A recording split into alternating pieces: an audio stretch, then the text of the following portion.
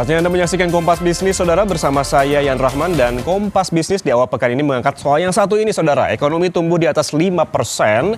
Ini asing mulai masuk ke pasar saham Indonesia, di mana pertumbuhan ekonomi Indonesia sebesar 5,29% secara tahunan pada kuartal 2 2026 ini tampaknya jadi sentimen positif di pasar saham Indonesia. Selain market yang ditutup hijau pada perdagangan pekan lalu, asing juga tercatat mulai masuk pasar saham Indonesia. Meski demikian, investor asing masih mencatatkan aksi jual bersih alias net sell di sejumlah saham berkapitalisasi besar atau big caps. Ini menandakan pelaku pasar masih mencermati kualitas dan juga keberlanjutan pertumbuhan ekonomi nasional dan pengaruh nyata pada ekonomi real di lapangan. Kita lihat dulu perkembangan pertumbuhan ekonomi di tahun 2026 di data berikut. Ya, Saudara, Badan Pusat Statistik ini mencatatkan pertumbuhan ekonomi Indonesia pada kuartal 2 tahun 2026 ini sebesar 5,29%. Namun kalau kita bandingkan pada kuartal pertama, ini lebih tinggi di 5,61%.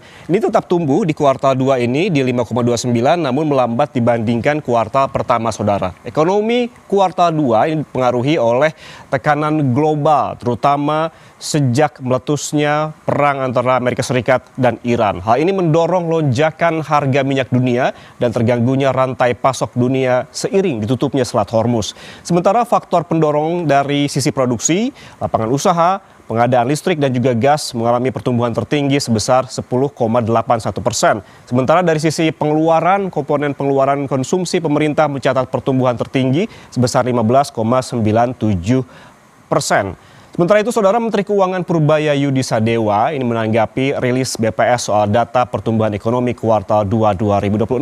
Menteri Keuangan menilai capaian pertumbuhan ekonomi sebesar 5,29% masih cukup baik di tengah tekanan ketidakpastian global dan lonjakan harga minyak dunia. Melambat di tengah harga minyak dunia yang tinggi kan. Di Q2 kan sebetulnya harga impact dari global uncertainty yang maksimal di situ kan. April, Mei, Juni ketika harga minyak dunia tinggi dan lain-lain. Jelas ekspor segala macam terganggu kan, nggak optimal lah.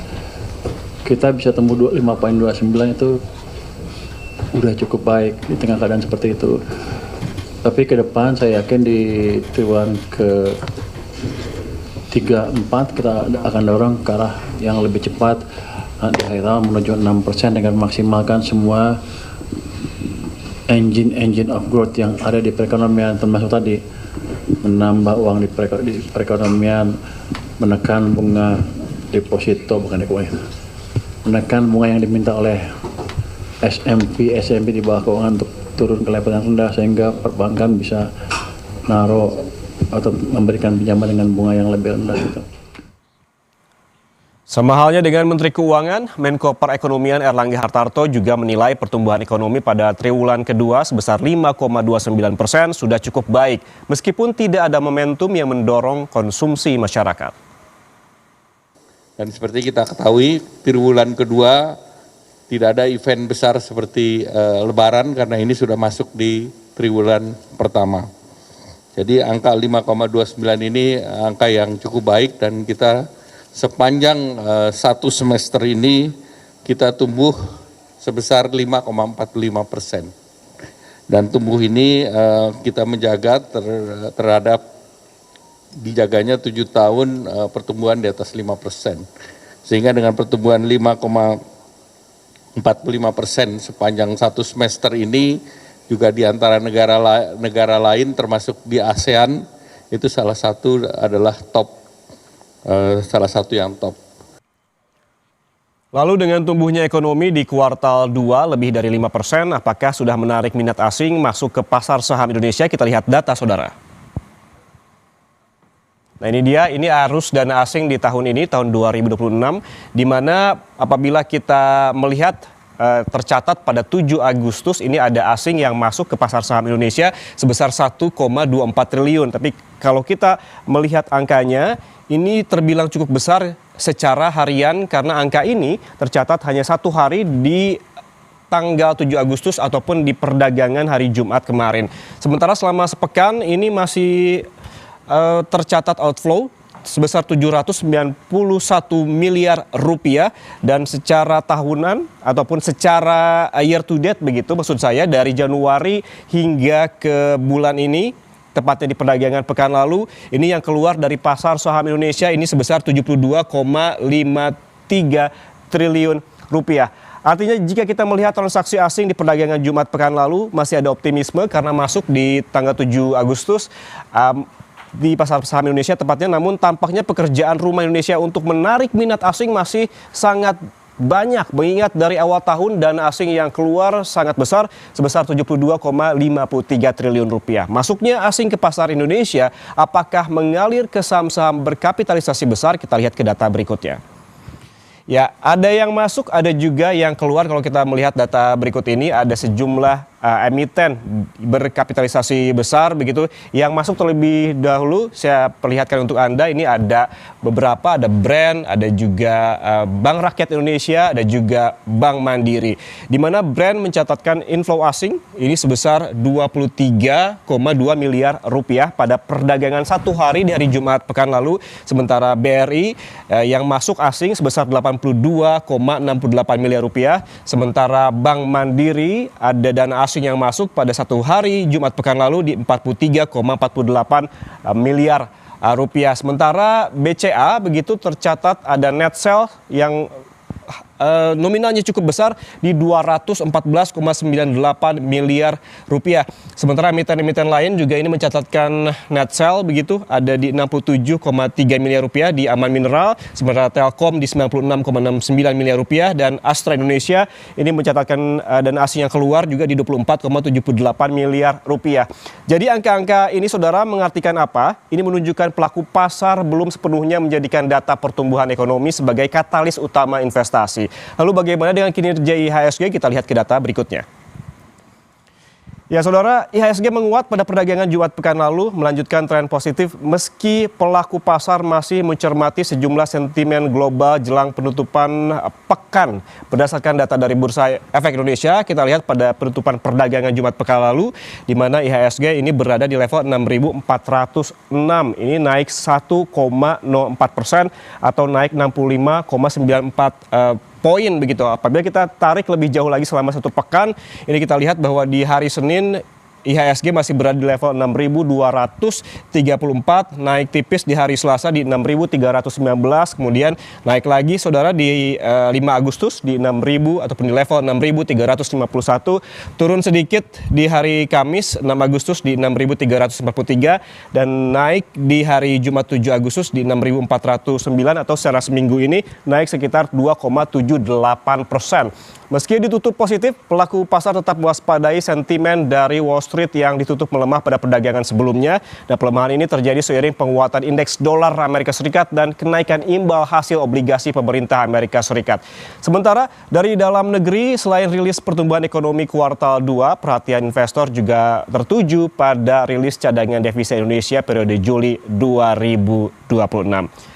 Dan saudara, seberapa besar pengaruh rilis pertumbuhan ekonomi hingga cadangan devisa yang turun akan membayangi laju IHSG secara jangka pendek dan jangka panjang? Usai jeda, Kompas Bisnis akan membahasnya lebih lengkap untuk Anda.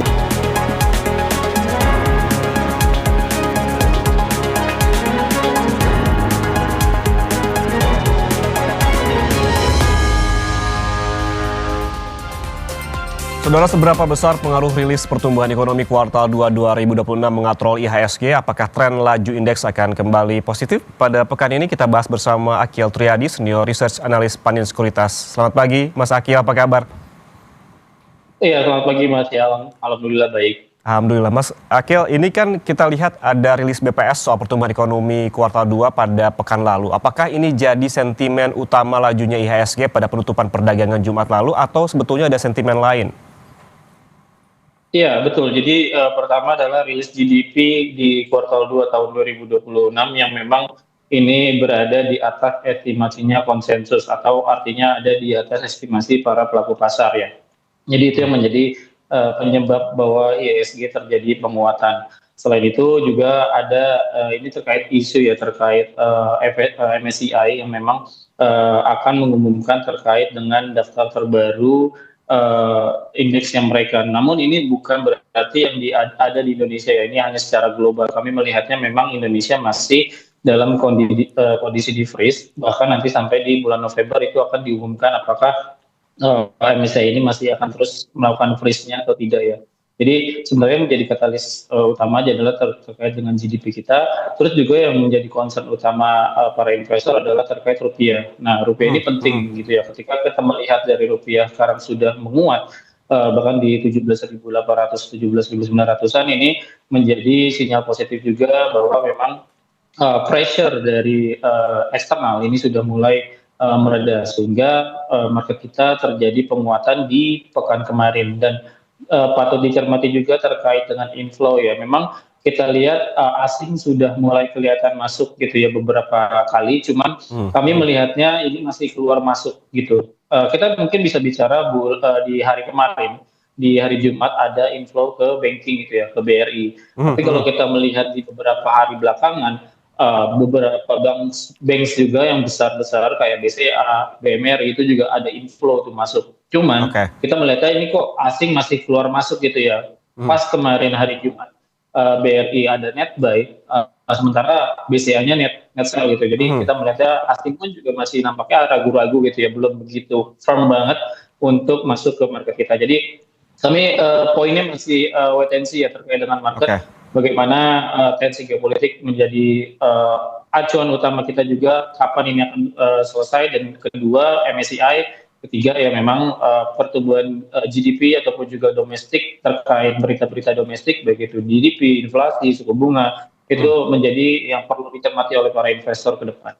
Oke, sebelum kita membahas lebih jauh terkait dengan net buy dan juga net sell di setiap emiten termasuk big caps gitu seperti yang tadi saya bacakan, Mas Akil, kita bahas dulu secara global. Apa dinamika yang membayangi laju IHSG pekan ini? Kita ketahui ada penguatan indeks dolar dan juga ada kenaikan imbal hasil obligasi pemerintah Amerika Serikat. Seberapa besar ini akan berpengaruh termasuk ke laju IHSG paling tidak secara jangka pendek? Iya, memang secara jangka pendek ini akan cukup berpengaruh kepada IHSG kita yang memang kelihatannya hari ini pun juga terjadi penguatan. Dan memang kalau kita melihat ketika posisi di eksternal di global gitu ya terkait perang mereda itu menjadi concern utama investor sebenarnya. Kalau perang ini terjadi mereda, ini akan membuat dari para investor happy gitu ya. Dan yang memang bisa dilihat adalah beberapa poinnya adalah terkait dengan harga minyak ya. Kalau harga minyaknya melemah, biasanya indikasinya memang dari perang itu mereda. Cuman kalau nanti harga minyaknya once ada kenaikan signifikan langsung ngejam gitu ya, itu artinya memang tensi kembali naik. Jadi market kita sangat terpengaruh ya terkait dengan perang itu. Jadi kalau memang tensinya masih naik turun, ya kita belum bisa bilang bahwa ini waktunya beli, ini waktunya jual. Jadi kita masih wait and see, dan memang kami advice kepada nasabah-nasabah kami juga bahwa kita lebih baik short term trading karena memang itu yang menjadi salah satu paling menguntungkan saat ini karena kita bisa beli dan jual ketika harga saat ini volatile gitu. Dan terkait juga indeks dolar, terkait juga hari ini rupiah yang memang terjadi penguatan, itu juga menjadi indikasi bahwa inflow dari asing itu juga sudah mulai masuk, walaupun kita melihat inflow-nya ini tidak begitu cukup kuat karena beberapa kali asing juga masih net sell ke saham-saham banking. Jadi mungkin mereka juga menggunakan metode yang sama ya dengan kondisi saat ini, ya kita gunakan short term trading gitu. Oke, ini kalau kita lihat juga Mas Akil, asing mulai masuk pada penutupan perdagangan Jumat pekan lalu di all market sebesar 1,24 triliun rupiah. Sementara kalau kita tarik lebih jauh selama sepekan ini justru net sell begitu sebesar 700 miliaran rupiah. Sebetulnya kalau melihat ini, apa pemicunya, apa yang dilihat asing selama sepekan terakhir? Iya, memang pertama kepastian terkait dengan MSCI itu juga menjadi salah satu pendorong. Kita kan juga waktu itu beberapa lembaga rating juga tone-nya lebih positif gitu ya untuk di kita stable gitu outlook-nya. Sementara ada beberapa lembaga rating lagi ataupun juga indeks kayak MSCI ataupun juga S&P dan lain-lain, kalau itu nanti posisinya kembali positif ataupun juga normalize, itu akan menjadi katalis positif kita nanti sampai dengan MSCI mengumumkan di bulan November. Kedua, memang dari sisi perbaikan market kita ya, kita tahu MSCI kan concernnya terkait dengan keterbukaan informasi, itu juga sudah dilakukan. Ketiga memang terkait dengan perbaikan dari sisi government. Nah, kita lihat kan beberapa efisiensi sudah dilakukan, MBG sudah dipangkas gitu ya, beberapa memang katalisnya positif juga nih di domestik, walaupun kita tidak melihat secara jangka panjang ini akan untuk pertumbuhan GDP, untuk keinginan dari investor pun juga ini kan lebih kepada trust ya. Ini belum begitu maksimal. Tapi kita melihat kalau by kuartal ini memang sudah ada sedikit perbaikan dari government yang memang saat ini setengah berjalan. Jadi itu menjadi salah satu katalis positif. Makanya kita lihat juga bagaimana pemerintah mengendalikan rupiah saat ini sudah menguat. Ini juga sudah cukup bagus dan ini juga menjadi trust kepada investor. Tinggal kita melihat bagaimana konsistensi dari pemerintah ini sendiri ke depan. Semoga tidak ada hal-hal yang tidak mengenakan lagi ya untuk investor. Karena kita tiba-tiba kemarin ada DSI pada para pejabat ataupun juga pada pengusaha ya, pengusaha yang memang itu kan langsung shock gitu ya, wah ada apa lagi di DSI, wah ada apa lagi kenaikan biaya impor, biaya ekspornya mereka gini. Nah jadi itu yang menjadi gangguan juga ya kepada siklus ataupun juga siklus investasi di Indonesia. Jadi kami sih berharapnya memang dengan adanya perbaikan dari sistem government ini juga akan posisinya juga akan positif pelaku industri ataupun juga pelaku investor. Oke, ada konsistensi pemerintah dan juga kepastian di pemerintah termasuk penguatan rupiah yang turut menjadi bahan pertimbangan dari investor asing untuk memasukkan uangnya ataupun dananya ke pasar saham Indonesia. Namun kalau kita melihat perdagangan hari Jumat lalu, Mas Akil, ini asing tampaknya menjual sejumlah saham katakanlah big caps gitu, bisa ditampilkan di layar kaca juga grafiknya, di mana sejumlah emiten ini di big caps ada yang masuk, ada yang keluar. Justru kalau kita lihat di sektor keuangan, Mandiri dan BRI ini justru ada inflow, sementara BCA ini ada net sell begitu. Sementara Telkom dan juga Astra Indonesia juga mencatatkan net sell. Mengapa ada perbedaan meskipun dalam satu sektor, Mas Akil?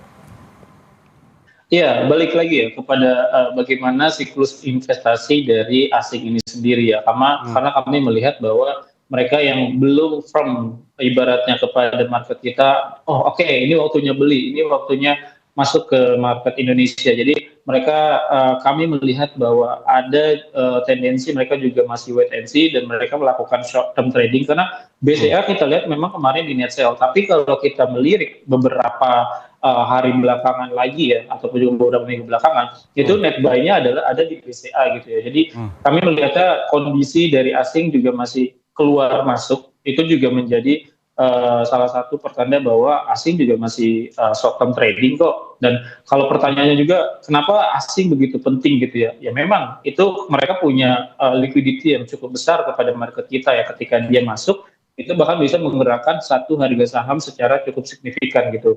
Bahkan kalau kita lihat kemarin kayak saham-saham yang ada konglo ya, misalnya kayak DCSA, Brand atau BRPT gitu, dia masuk sebagai paling top tiernya net buy dari asing, itu kenaikan harga sahamnya cukup signifikan dan biasanya akan diikuti oleh retail-retail dari domestik. Nah, jadi kita melihat memang asing punya peranan penting terkait dengan market kita ya. Dan kalau kita bicara secara year to date dari Januari sampai dengan saat ini, asing itu masih net sell bahkan sekitar 70 triliun. Ini lebih besar dibandingkan net sell pada 2020 lalu pas lagi COVID. Itu kalau nggak salah 2020 sekitar 40-an triliun. Jadi kalau kita bicara net sell asing ini udah gede banget nih, sekarang udah 70-an triliun. Artinya mungkin secara downside risk, artinya untuk ISG turun lagi, probabilitasnya masih cukup kecil ya. Tapi balik lagi kita melihat bahwa faktor dari MSCI, faktor dari ketegangan geopolitik itu masih jadi salah satu concern. Jadi artinya apa? 2026 ini sekitar 70-an T itu lebih besar dibandingkan 2020. Apakah artinya 2026 ini marketnya lebih jelek gitu ya? Enggak juga. Ternyata memang kalau kita membedah lagi gitu ya, banyak investor-investor sekarang masih dominasinya adalah di domestik. Jadi banyaknya pertambahan dari jumlah investor di Indonesia, terutama untuk di retail, itu menjadi katalis positif juga ya. Jadi pun kita tidak terlalu bergantung dengan asing saat ini, tapi secara data asing masih cukup berkontribusi untuk market kita agar lebih menarik seperti itu, Mas ya. Oke, jadi penambahan retail ini menjadi katalis positif di pasar saham Indonesia. Lalu pertanyaan selanjutnya Mas Akil, ke depan momentum apa saja yang harus diantisipasi oleh investor termasuk retail, mengingat juga pada akhir pekan nanti akan ada pidato presiden dan juga pembacaan nota keuangan? Ya, ini memang yang menjadi banyak ya dari para investor retail bilang bahwa ketika ada pidato presiden ini cukup mengkhawatirkan ya untuk ISG kita. Dan kalau kita melihat bahwa itu beberapa scenes ya itu memang terjadi gitu ya. Bahwa ketika ada pidato marketnya memang cenderung agak lebih goyang gitu ya karena memang khawatir dari pernyataannya akan ada menimbulkan beberapa kebijakan ataupun juga kepada industri ya ini akan kurang positif gitu. Namun kita melihatnya memang secara global ataupun juga secara luas gitu kita melihatnya bahwa yang menjadi cernaan oleh investor adalah ini kapan selesai perangnya gitu ya. Terus juga terkait dengan MSCI ini kapan sih kita dibuka lagi. Dia pengen tahu nih, investor pengen tahu dari indeks MSCI ini setelah nanti dibuka freeze-nya saham-saham apa lagi nih akan dimasukkan ke dalam indeks MSCI. Karena kan kita tahu beberapa yang sudah masuk HSC, High Concentration List dari Bursa Efek, itu sudah dikeluarkan gitu ya dari MSCI. Berarti kan harusnya ada penggantinya gitu ya. Dan ini memang yang masih dicari-cari oleh investor. Saham apa ya kira-kira yang masuk ke MSCI itu akan diambil peluangnya oleh para investor. Jadi beberapa saham kayak misalnya kemarin ada dari Cuan, dari Delsesa naik gitu ya. Mungkin juga itu akan menjadi spekulasi daripada investor. Jadi kita melihat sentimennya secara short term kita melihat sampai November. Jadi kita bikin time frame-nya sampai November. Apa yang akan terjadi? Pertama pasti geopolitik itu juga masih menjadi yang harus dicermati dalam-dalam oleh investor. Gampangnya adalah kita lihat aja harga minyak ya. Jadi ketika harga minyak naik, oh berarti tensinya lagi naik nih, kita tinggal cari beritanya gitu ya. Terus kalau harga minyaknya turun ataupun juga landai, wah ternyata mulai meredah nih. Ini adalah salah satu cara bagaimana kita untuk bisa coba masuk pelan-pelan dengan secara short term ya. Kembali lagi bukan untuk yang jangka panjang karena finalnya kami melihat masih nanti di bulan November gitu ketika kita apakah akan dibuka ataupun juga akan masih di freeze dari MSCI. Karena kalau sudah dibuka gitu freeze-nya, ini adalah momentum yang cukup baik untuk kita coba hold dulu dari saham yang kita punya. Jadi itu yang menjadi katalisnya. Terutama tadi posisi di poin ketiga terkait dengan government, ini juga kita lihat sebenarnya tone-nya tidak begitu yang buruk-buruk banget ya karena beberapa sentimen ataupun juga beberapa kebijakan sudah dikeluarkan oleh pemerintah yang memang ini sudah ternormalize gitu ya. Dan daripada investor ini juga sudah melihat oh ini sudah paham gitu arah kebijakannya mau kemana, tinggal pengimplementasiannya. Ya memang ini banyak juga perdebatan terkait dengan bagaimana pengimplementasian dari kebijakan-kebijakan yang dilakukan oleh pemerintah itu apakah nanti akan positif atau negatif ya. Padahal secara konsepnya itu bagus banget gitu ya sebenarnya maksud dan tujuan. Cuman secara implementasi masih perlu diperhatikan. Jadi kami melihat sentimen secara jangka pendek entah itu sampai nanti akhir tahun 2026 itu masih mix gitu ya, masih ada akan naik turunnya karena kita masih terpengaruh juga terkait dengan investor asing, nilai tukar dan juga bagaimana posisi tensi geopolitik itu akan mendorong dari juga inflasi dan bahkan nanti ujungnya nanti ke suku bunga kita apakah akan tetap stay di angka sekarang, which is ini cukup tinggi suku bunga saat ini karena emiten-emiten yang memang ada impact kepada suku bunga sangat terdampak kayak contohnya properti. Kita lihat properti harga sahamnya hampir turun semua gitu ya karena suku bunga tinggi sedikit gitu ya yang memang akan membeli dari hunian-hunian melalui KPR. Jadi itu sangat berpengaruh ya bagaimana sentimen global dan juga sentimen dari domestik. Oke, banyak sekali yang perlu diantisipasi dan diperhatikan oleh investor. Ada katalis dari domestik maupun secara global termasuk yang harus diperhatikan MSCI yang masih memfreeze dan kemungkinan akan juga merilis nanti mengumumkan pada November nanti. Baik, terima kasih Akil Triyadi, Senior Research Analyst Pandin Sekuritas atas penjelasannya bersama kami di Kompas Bisnis.